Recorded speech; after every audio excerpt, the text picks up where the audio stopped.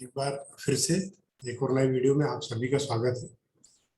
हम पढ़ रहे हैं डबल कॉलम केस बुक, और इस डबल कॉलम केस बुक में अलग अलग ट्रांजैक्शन के क्या प्रभाव होते हैं केस बुक पे, बैंक एंट्री में, इन सब चीज़ों को पढ़ते हुए कुछ एंट्रीज ऐसी होती हैं या कुछ ट्रांजैक्शन ऐसे होते हैं जिनका केस बुक में नहीं लिखा जाता, उनको भी हम पढ़ रहे हैं। तो अगले क्वेश्चन में ऐसा ही एक ट्रांजैक्शन और आपको समझने को मिलेगा। तो आइए चलते हैं हम अपने क्वेश्चन के ऊपर।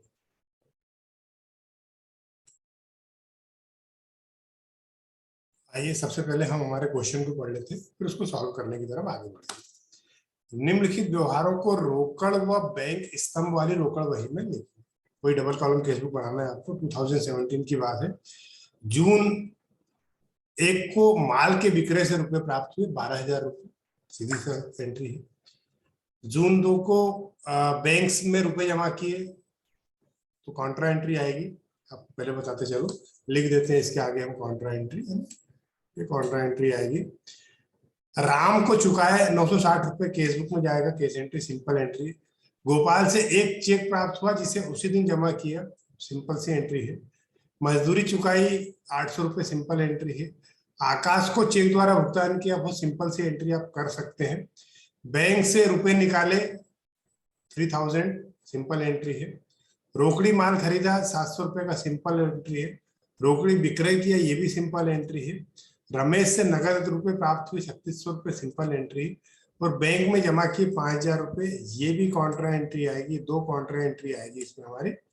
और कार्यालय का किराया चेक द्वारा भुगतान किया, सिंपल एंट्री है। तो उम्मीद करता हूँ कि क्वेश्चन वैसे तो सिंपल है, लेकिन इस क्वेश्चन को लेने के पीछे जो मकसद था वो कॉन्ट्रा एंट्री था। तो आइए हम हमारे क्वेश्चन की तरफ चलते हैं और वहीं पे हम बाकी क्वेश्चन इंग्लिश में पढ़ते हुए करेंगे। और इसका आंसर केस बुक का 2140, बैंक ओवरड्राफ्ट कितना 9020। तो यहां से चालू है हमारा। ठीक, तो सबसे पहले ऊपर डाल लीजिए आप 2017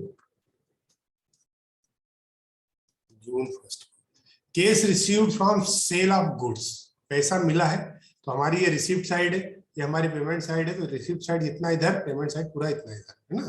तो पैसा मिला है, सबसे पहले क्या लिखेंगे हम, किससे मिला है, कारण। यहां लिखते हैं हम इसका कारण, टू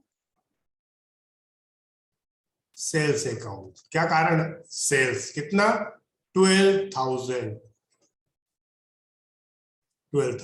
ठीक। अब जून 2 डिपॉजिटेड इनटू बैंक, बैंक में जमा किए। ठीक, तो बैंक में जमा किए तो सबसे पहले बैंक में आएंगे पैसे। ठीक है, कब, जून 2 कैश अकाउंट। बैंक में कहां से पैसे आएंगे, कौन देगा, तो केस जमा करते हैं बैंक में। तो केस आया बैंक में, कितना आया 10,000। जब भी ऐसी कोई परिस्थिति हो कि केस या बैंक, देखिए केस बुक में कभी भी केस नहीं लिखा जाता, और अगर इसको बैंक मान ले तो बैंक बुक में कहीं बैंक नहीं लिखा जाता। ये 2 चीज आप स्पष्ट समझ लीजिए। लेकिन अगर कभी ऐसा आ रहा है कारण में, तो क्या होगा, ये होगी आपकी कॉन्ट्रा एंट्री। क्या होगी, कॉन्ट्रा एंट्री होने का मतलब है कि इस एंट्री को डबल से इसके रिवर्स साइड करना पड़ेगा। तो यहां लिखेंगे हम जून 2। अब यहां लिखा 2 केस, तो यहां पाने वाला कौन है, बाय बैंक अकाउंट। अब यहां से हमारा केस कम हो रहा है, तो कम हो रहा है तो हम यहां लिखेंगे कितना, कितना सेम अमाउंट, जो इधर लिखा वही का वही अमाउंट यहां भी लिखेंगे, 10,000 हो गया। चलिए, June 3 paid to Ram in cash rupees 960, राम को केस पेमेंट करा। तो कब है, जून 3 को। तो बाय राम, बाय इस तरफ लिखते हैं, इसलिए हमने बाय लिख दिया 960। ठीक, केस में, क्योंकि केस पेमेंट कर रहा है, लिखा केस पेमेंट कर रहा। June 5 cheque received from Gopal and deposited in to the bank. Gopal से चेक मिला और उसको बैंक में डिपॉजिट किया 1920, सेम डे को करा, तो सीधी सी बात है यहां आ जाएगा जून 5, बैंक में डिपॉजिट किया, बैंक बढ़ेगा है ना, जून 5 को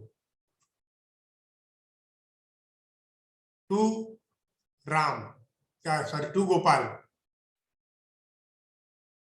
टू गोपाल कितना 1920 रुपए 1920 टू गोपाल, देखिए 1920, ठीक। इसके बाद हो गया जून 6, पेड वेजेस ₹800, पेज वेजेस ₹800। अब लिखा है कि पेज वेजेस ₹800, मजदूरी दी है 800 रुपए, ये नहीं लिखा कि केस दिया है कि चेक दिया, तो हमको ये मानना है कि केस दिया होगा, केस पेमेंट किया, तो पेमेंट साइड ये है हमारी, तो यहां हम डेट डालेंगे कौन सी, जून 6 बाय वेजेस अकाउंट, कितने रुपए, 800 रुपीज, ठीक।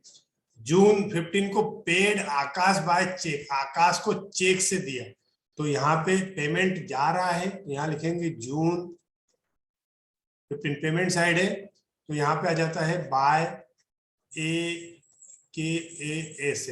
अब क्या दिया है, चेक दिया, तो बैंक वाले कॉलम में जाएगा, ये कहाँ जाएगा, बैंक वाले कॉलम में, ठीक। तो यहाँ बैंक वाले कॉलम में कितना लिखना है, 3900। जून 20 विड्रॉ फ्रॉम बैंक, बैंक से निकाले, तो बैंक से निकाले, तो बैंक सबसे पहले आए हमारे पास, बैंक से निकाले, चलो बैंक की बात कर ले, तो बैंक से पेमेंट गया, तो यहां लिखेंगे जून 20, बैंक से निकाले ना, तो बैंक से गया, बाय, अब क्या निकाले, केस निकाले, ठीक है, तो by case account.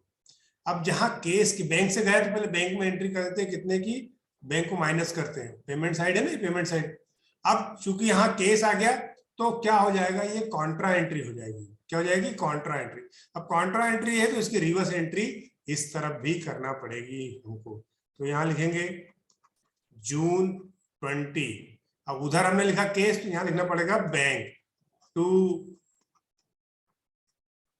Bank account. अब बैंक अकाउंट में तो लिख दिया, अब यहाँ केस बढ़ जाएगा, जब केस आपने बैंक से निकाला तो आपके पास केस बढ़ जाएगा ना, रिसीव्ड हो गया, तो केस अकाउंट में लिखेंगे हम, क्या लिखेंगे, 3000, ठीक, ये एंट्री हो गई। अब जून 21 goods purchase for case, case purchase किया तो कितने का, 700 का, तो केस गया, पेमेंट हुआ, तो यहां आएगा जून 21 by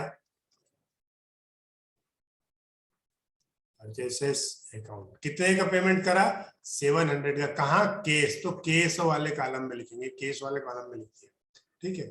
case sales 1000, case sales हुआ 1000, date June 22, to sales account, कितने का, 1000 का, कितने का, 1000 का, ठीक है। जून 25 case received from Ramesh, Ramesh से केस मिला है, कितना, 3600, तो केस मिला है, रिसीव्ड हुआ, तो रिसीव्ड साइड जून, डेट डालेंगे जून 25, टू क्या नाम है, रमेश, रमेश बाबू से केस मिला है, टू रमेश, अकाउंट नहीं लगाएंगे क्योंकि नाम के आगे हम अकाउंट नहीं लगाते, 3600, ठीक है। फिर जून 30 को डिपॉजिटेड इनटू बैंक 5000, बैंक में 5000 डिपॉजिट किया, ठीक है, तो यहां भी ये एक जो है ये कॉन्ट्रा एंट्री है और इसकी एक कॉन्ट्रा एंट्री है, तो बैंक में 5000 डिपॉजिट किया, तो क्या हो जाएगा, बैंक से सेम ऊपर वाली एंट्री यही वाली, ठीक है, तो बैंक में जमा किया, तो बैंक तो बढ़ गया, तो जून 30, ठीक है। अब बैंक बढ़ गया, लेकिन क्या वो बढ़ा, क्योंकि हमने केस जमा किया, तो टू केस अकाउंट, ये बैंक की गुल्लक है, ये बैंक का कॉलम है, इसमें हमने केस डाल दिया, ठीक है, तो ये बढ़ गया इस वजह से, तो क्या हो जाएगा यहाँ पे 5000, ये कॉन्ट्रा एंट्री। सेम एंट्री इधर भी होगी, कब, जून 30 को, यहां लिखेंगे by bank account, Contra entry है, ठीक है, कहां से पेमेंट गया, हमारे पास पेमेंट बैंक में चला गया, तो पेमेंट केस वाले बुक में, ठीक है, सेम जो एंट्री करी थी ना ये वाली फर्स्ट वाली 10,000 की, डिपॉजिटेड इनटू बैंक, ये ठीक। तो चलिए entry, rent paid by cheque, rent paid by cheque, तो यहां आएगी June 30, June 30 by rent account, कितने का, 1,000 का, ठीक। तो ये एंट्री हो गई आपको क्लियर, सारी एंट्री कर दी। अब इसका टोटल लगाना है हमको, तो टोटल के लिए सबसे पहले हमको दोनों साइड की लाइनें खींचना होंगी, यहाँ की भी लाइन खींच ली हमने और इस तरफ की भी लाइन खींच ली। तो सबसे पहले देख, केस में एक चीज समझिए, केस का टोटल हमेशा रिसीव साइड का ज्यादा होगा, केस का टोटल हमेशा रिसीव साइड का ज्यादा होगा या डेबिट साइड का ज्यादा होगा, और क्रेडिट साइड का हमेशा कम होगा, पेमेंट साइड का कम होगा। क्यों? क्योंकि हमेशा पैसा ज्यादा आएगा तभी आप कम पेमेंट करोगे, बैंक में ऐसा नहीं है, बैंक में ओवरड्राफ्ट भी हो जाता है, बैंक का टोटल इसे लगा के देखना होगा। तो इसका टोटल करेंगे, मेरे पास टोटल लगा हुआ है, तो देखिए 12,000 plus 3,000 plus 1,000 plus 3,600, total 19,600, total 19,600। और इधर का टोटल कितना आएगा, इधर का टोटल आएगा कितना है, 10,000 प्लस 960 प्लस 800 प्लस 700 प्लस 500। तो इसका जो टोटल आ रहा है, वो टोटल आ रहा है 1,7,460। अब इसको किस में से घटाना है, इसमें से घटाना है, तो इसको हम ऊपर लिख देते हैं 1,9,600, ठीक। ये आपने माइनस कर दिया इसमें से, तो बैलेंस बचेगा, देखिए 41 और यहाँ पे 2140, क्या बैलेंस बचा, 2140। तो यहां लिखेंगे हम जून 30 बाय बैलेंस CD, कितना, 2140, 2140। अब इसका टोटल देख लेते हैं मोटा मोटा कितना है, 10,000 प्लस 1920 प्लस 500, तो इसका टोटल हो गया 16,920। अब मुझे मालूम है, मैंने क्वेश्चन सॉल्व कर लिया, तो इसका टोटल इधर ज्यादा आएगा, लेकिन आपको दोनों टोटल ही अलग अलग ला के देखना है, ठीक है, स्पेशली बैंक में। अब इधर का टोटल कितना आ रहा है, 3,900 प्लस 300 प्लस 100, तो 7,900, कितना आ रहा है, 7,900। इसको 16,920 में से माइनस करेंगे तो 20 और ये 9020, इसका बैलेंस आ रहा है 9020। अब इस दोनों का टोटल लगा देंगे तो 19,600 और 16,920, ये हो गया हमारा क्वेश्चन सॉल्व। अब इस बैलेंस को ट्रांसफर करना है कब, जुलाई 1 को टू बैलेंस BD। चेक का, केस का बैलेंस था 2140 और चेक का था 9020। ये क्वेश्चन यहीं पे समाप्त होता है। उम्मीद करता हूं मेरा पढ़ाया हुआ तरीका आपको पसंद आ रहा होगा। फिर भी हमेशा सुधार की गुंजाइश होती है, कहीं भी कुछ भी अगर गलत लगता है, किसी तरह की कोई समस्या आ रही है आवाज सुनने में या और कुछ भी, तो प्लीज मुझे कमेंट्स करके बताइए। और यहाँ तक आपने वीडियो देखा, इसके लिए आप सभी का बहुत बहुत धन्यवाद।